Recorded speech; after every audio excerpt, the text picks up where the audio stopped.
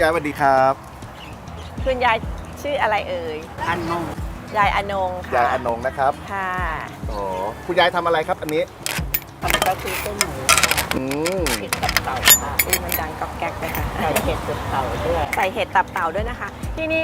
พืชอีกอย่างหนึ่งที่เป็นพืชพื้นถิ่นเลยอะค่ะ จะมีริมคลองโพเนี่ยคือเห็ดตับเต่านะคะ เดี๋ยวจะต้องใหญ่กว่านี้กรุงเทพเคยเห็นครับปั้นเล็กกว่านี้ฮะ ใช่ค่ะ เพราะเขานึ่งเป็ดเขามันจะใหญ่ มันจะพองเอง คุณยายทำมากี่ปีแล้วครับเนี่ย แต่สมัยสาว สมัยสาวๆก็ทำมา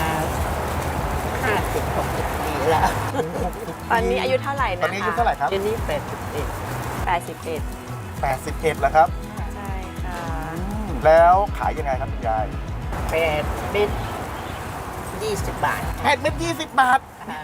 กรุงเทพ20 บาททำอะไรไม่ได้เลยนะกรุงเทพอ่ะได้ต้องมาชิมกันนะครับ ใช่ มีเห็ดตับเต่าด้วยค่ะ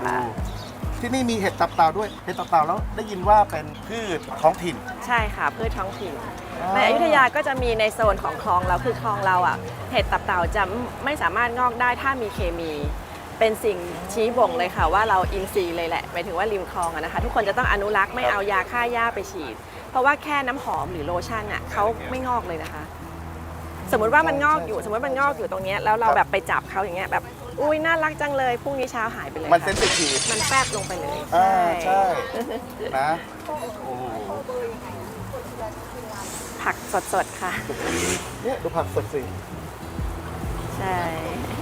ผักปลูกเอง ปลูกเอง ใช่ค่ะ ที่ไอ้นั่น ค่ะ ที่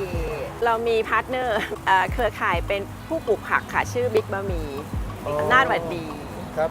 ผักสวยจังเลยอ่ะ เดี๋ยวเราสุกแล้วเราวนกลับมาอีก เดี๋ยว ร สุ อบ กแล้วเดี๋ยววนกลับ นะคะ มา ค่ะ เดี๋ยวกลับมากินครับคุณยาย น้ำร้อนแล้วแต่คุณยายยังปั้นไม่ทันค่ะ ไม่เป็นไร ขอบคุณครับคุณยาย เดี๋ยวมาใหม่ครับไป